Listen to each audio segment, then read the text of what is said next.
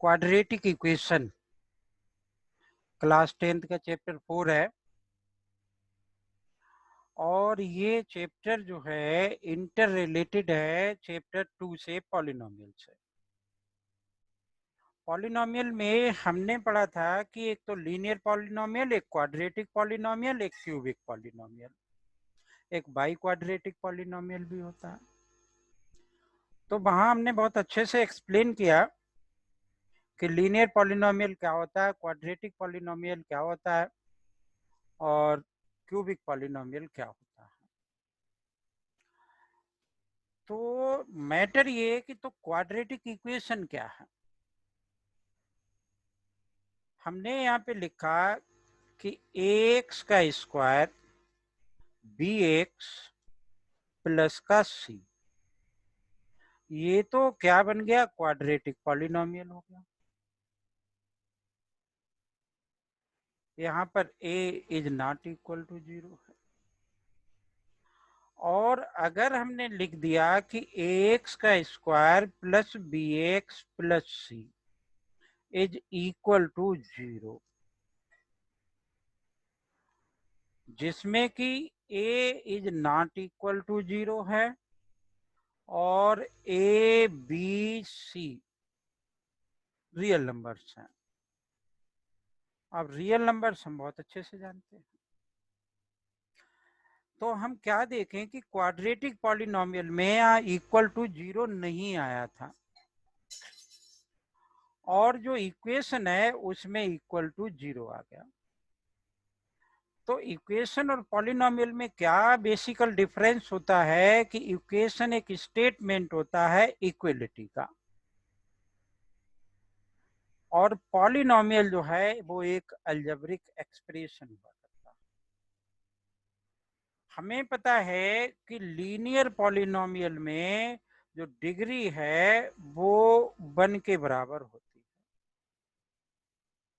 Linear polynomial, ये क्या लिखा, लीनियर पॉलिनोमियल, ये बताया था चैप्टर 2 में। क्वाड्रेटिक पॉलिनोमियल की डिग्री जो है 2 के इक्वल होती है। तो which apply that degree of quadratic equation भी कितनी होगी, 2 के ही इक्वल होगी। क्योंकि हम देख लें इसमें x का स्क्वायर और यहाँ लिखा कि x बराबर a बराबर 0 नहीं होगा। अगर by the way if a is equal to 0 हो गया कहीं, तो ये क्या बन जाएगा, तो ये 0x का square plus b x plus c is equal to 0 हो जाएगा। तो इसको मैं क्या लिख सकता हूँ, b x plus c equal to 0। तो ये क्वाड्रेटिक पॉलिनोमियल नहीं रहा, it is not a quadratic equation, ये नहीं रही, क्या हो गई कि लीनियर इक्वेशन हो गई है। ठीक है। तो अब बात ये कि जो हमारी क्वाड्रेटिक इक्वेशन है उसकी डिग्री होती है 2 और स्टैंडर्ड फॉर्म जो होती है वो क्वाड्रेटिक पॉलिनोमियल की क्या है, ये लिखी हुई है, एक्स का square plus b x plus c is equal to 0। X square plus b x plus c equal to 0। अब हमने वहां पर आपको बताया था कि लीनियर पॉलिनोमियल की जो ग्राफ होता है वो एक स्ट्रेट लाइन होता है और क्वाड्रेटिक पॉलिनोमियल का जो ग्राफ होता है वो एक यू शेप्ड होता है, पैराबोला टाइप का होता है। तो इस इक्वेशन का भी अगर ग्राफ ड्रॉ करेंगे तो किस टाइप का आएगा, ऐसे ही आएगा जैसे हमने इस तरीके से बना लिया, इस तरीके से भी बनाया जा सकता है। पैराबोला बेसिकली जो है वो बहुत डिटेल में आपको क्लास 11th में बताया जाता है कि इस क्वाड्रेटिक इक्वेशन का इंपॉर्टेंस क्या है। आप देखते हैं कि जो पोल्स पर ब्रिज होते हैं रोप वाले, वो या तो ऐसे होते हैं, ठीक है, तो इनको और बड़ा करोगे तो ये कुछ इस शेप में आ जाएंगे। या क्रिकेट सभी लोग देखते हैं, अगर किसी बैट्समैन ने बॉल को हिट किया तो वो कैसी जाएगी, इस तरीके से ही जाएगी, है ना। तो जो हमारी क्वाड्रेटिक इक्वेशन होगी उसका ग्राफ कुछ इस तरीके से बनेगा, इधर भी हो सकता है, इस साइड भी ऐसा हो सकता है, नीचे की तरफ भी हो सकता है, कहीं भी हो सकता है। अब ये ऊपर होगा, इस साइड होगा, या नीचे की तरफ होगा, या इस साइड में होगा, that will be depend upon the nature of the roots of the quadratic equation। तो इसका मतलब इस चैप्टर में कुछ और है, तो क्या क्या है वो बात हम जानेंगे। तो पहला काम हमारा है कि हम पता करेंगे कि गिवन इक्वेशन एक क्वाड्रेटिक इक्वेशन है या नहीं है, कि given equation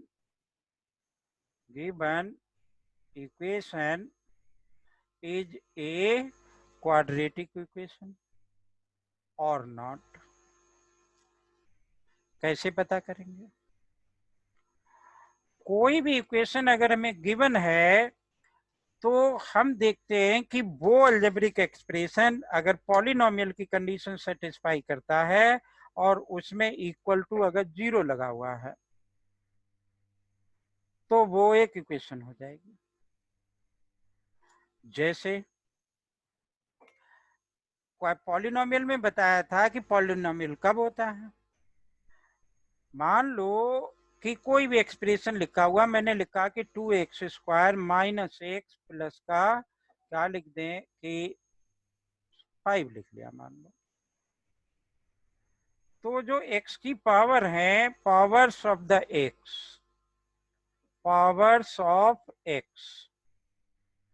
will be non negative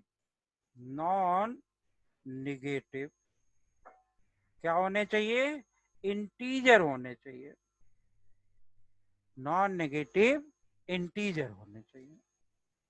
मतलब x की जो पावर है वो क्या है, नॉन नेगेटिव इंटीजर हो। दूसरी बात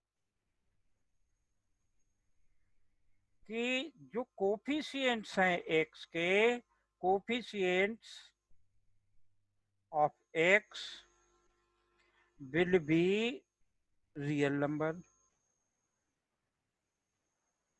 अब हमने जितने तरीके के अभी तक नंबर सिस्टम में नंबर पढ़े हैं वो सारे के सारे ही रियल नंबर थे।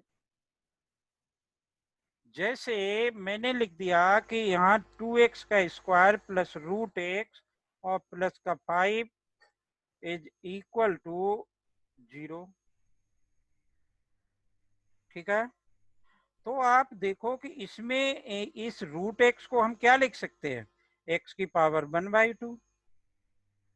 तो ये इस कंडीशन को सेटिस्फाई नहीं करता, नॉन नेगेटिव इंटीजर नहीं है। इंटीजर क्या है, 0 है, 1 है, 2 है, 3 है, 4 है, जो पॉजिटिव इंटीजर है। नॉन नेगेटिव का मतलब पॉजिटिव इंटीजर, पॉजिटिव इंटीजर है, जेड से डिनोट करते हैं हम इसको, ठीक है। तो इसका मतलब क्या हुआ कि ये एक क्वाड्रेटिक इक्वेशन है ही नहीं, इक्वेशन ही नहीं, क्वाड्रेटिक तो अभी बताया नहीं। तो अगर ये इस तरीके से लिखा होता कि √2x का square plus x plus 5 is equal to 0, तो ये क्वाड्रेटिक इक्वेशन हो जाती। तो ये क्या बन जाती, it is a quadratic equation, ठीक है। मतलब ये इक्वेशन है, क्वाड्रेटिक क्यों है, क्योंकि इसकी डिग्री किसके इक्वल है, 2 के इक्वल इसकी डिग्री है। मतलब जिसकी डिग्री 2 है, जिस इक्वेशन की भी डिग्री 2 है, वो इक्वेशन एक क्वाड्रेटिक इक्वेशन होगी, ठीक है। तो क्वाड्रेटिक इक्वेशन पहचानने के लिए हमें क्या पता करना पड़ेगा, दो बातें। पहली क्या होगी कंडीशन कि powers degree of the powers, degree must be equal to 2, मतलब क्वाड्रेटिक इक्वेशन की डिग्री सिर्फ 2 ही होती है। और दूसरा जो होगा वो कोफिशिएंट x का क्या होगा, कुछ भी हो सकता है, लेकिन वो coefficient of variable will be real number.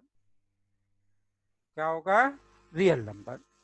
तो वो कुछ भी हो सकता है बेटा, ठीक है। जैसे यहां मैंने √2 लिख लिया। अब बात ये है कि जैसे क्या था कि x प्लस 1/x,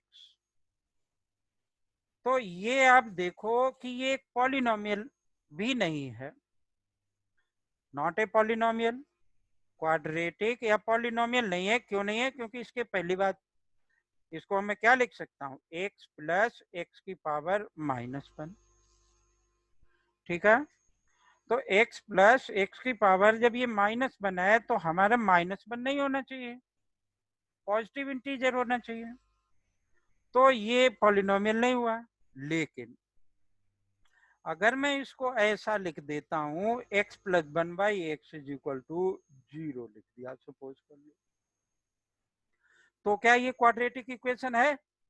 आप इसको ऐसे देखेंगे और बोलेंगे कि ये क्वाड्रेटिक इक्वेशन नहीं है। क्यों नहीं है? क्योंकि यहाँ x की पावर -1 और यहाँ डिग्री 1 है। लेकिन ऐसा नहीं है, आप क्या करें कि इसको रिड्यूस कर दें, सिंप्लीफाई करते हैं। तो इसका हमने एलसीएम ले लिया, इसके नीचे 1 आ जाता है, एक्स का स्क्वायर प्लस का 1 इज इक्वल टू 0। तो ये क्या बन गया मेरा, x square plus 1 is equal to 0, ठीक है। अब देखो, ये हम अगर इससे कंपेयर करें स्टैंडर्ड फॉर्म से, स्टैंडर्ड फॉर्म हमारी x square plus b x plus c equal to 0, a is not equal to 0, ठीक है। तो a is not equal to 0, तो इसमें a की वैल्यू किसके इक्वल है, 1 के इक्वल है। b 0 हो सकता है क्योंकि हमने अपनी कंडीशन में ऐसा नहीं बताया है कि b 0 होगा या नहीं होगा, तो b 0 हो सकता है। तो क्वाड्रेटिक इक्वेशन की हमारी दो कंडीशंस हैं कि पहली बात तो ये कि उसकी डिग्री 2 के इक्वल होनी चाहिए, और दूसरी बात क्या है कि उसकी जो a है वो नॉट इक्वल टू 0 हो, ठीक है। तो मेरे हिसाब से ये पता करना अब आ जाएगा कि क्वाड्रेटिक इक्वेशन होता क्या है। अब देखो बेटा, इस चैप्टर में समझने के लिए हमारे पास क्या क्या होगा।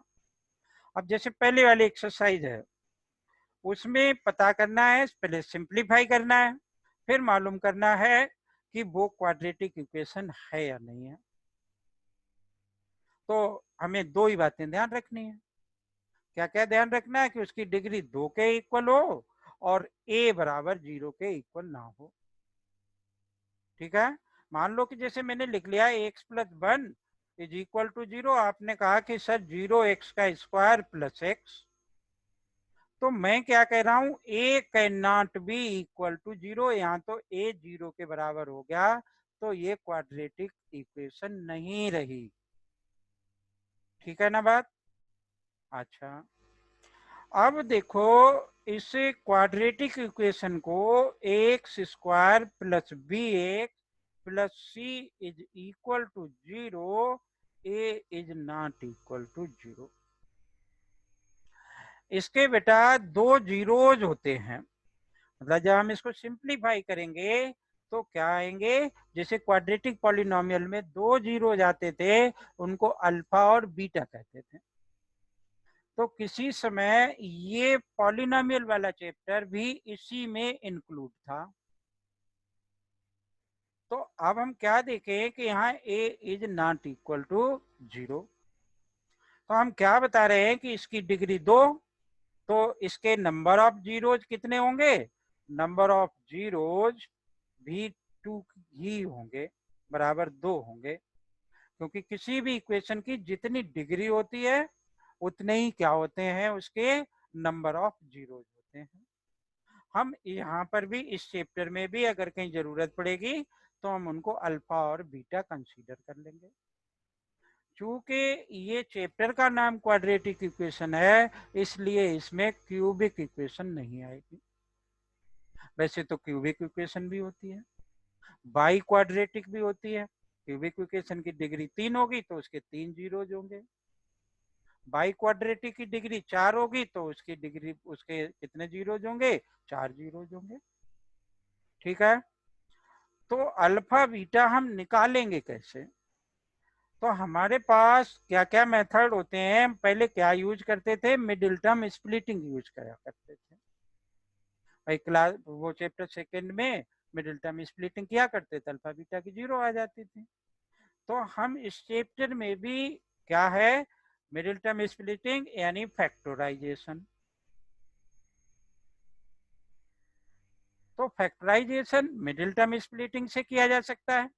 अब इस चैप्टर की खासियत यही है कि जो मिडिल टर्म स्प्लिटिंग नहीं कर पाता है, उसके लिए हमारे पास कुछ और भी मेथड्स होंगे। तो नंबर 2 होगा, क्या होगा कि नंबर 1 तो फैक्टराइजेशन जिसमें मिडिल टर्म स्प्लिटिंग होगा। नंबर 2 क्या होगा, completing the square method, completing the square method. ठीक है, नंबर 3 होगा, एक फार्मूला होगा, वैसे तो हम उसको क्या कहते हैं, क्वाड्रेटिक फार्मूला, क्वाड्रेटिक फार्मूला। ठीक है, ये क्वाड्रेटिक फार्मूला जब हम पढ़ लेंगे तब हम बताएंगे कि जो पैराबोला यानी जो ग्राफ इसका बनता है वो एक्स एक्सिस के ऊपर होगा तो क्या कंडीशन होगी, वाई एक्सिस पर होगा तो क्या कंडीशन होगी, एक्स एक्सिस पर कंडीशन है तो क्या कंडीशन होगी। तो हम उसको आपको वहां पर जब हम क्वाड्रेटिक फार्मूला पढ़ लेंगे तो उसमें एक टर्म आएगी जिसको हम कहेंगे डिस्क्रिमिनेंट। तो एक क्वाड्रेटिक फार्मूला से अल्फा बीटा दो जीरोज बड़ी आसानी से निकाले जा सकते हैं। क्या फार्मूला होता है वो, वैसे minus b plus minus root of b square minus 4ac divided by 2a। इसको हम कहते हैं क्वाड्रेटिक फार्मूला या श्री धराचार्य, धराचार्य फार्मूला। ये एक इंडियन मैथमेटिशियन थे, उन्होंने ये फार्मूला निकाला था। अल्फा बराबर हो जाएगा प्लस का साइन और बीटा बराबर हो जाएगा माइनस का साइन। तो इससे भी हम इसको क्या कर सकते हैं, अल्फा बीटा की वैल्यू निकाल सकते हैं।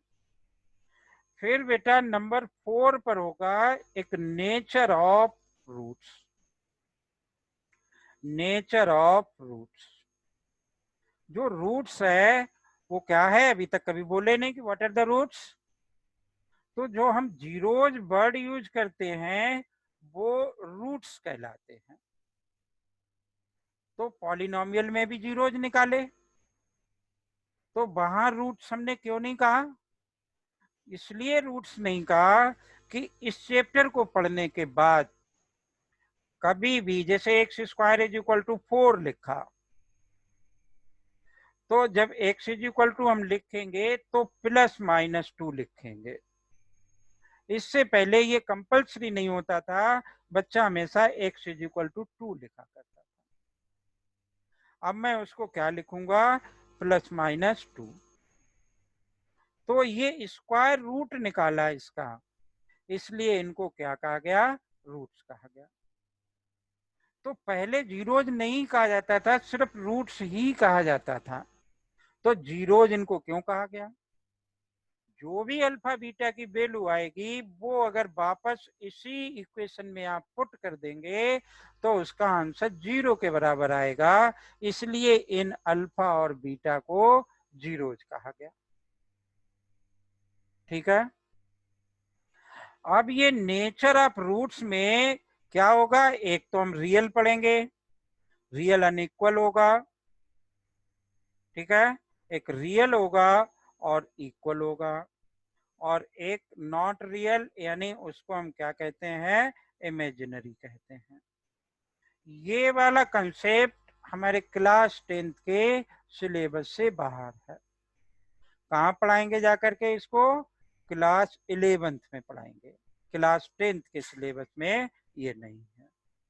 तो इस चैप्टर में बेसिकली हम ये बातें सीखेंगे एक्सरसाइज 4.2 से।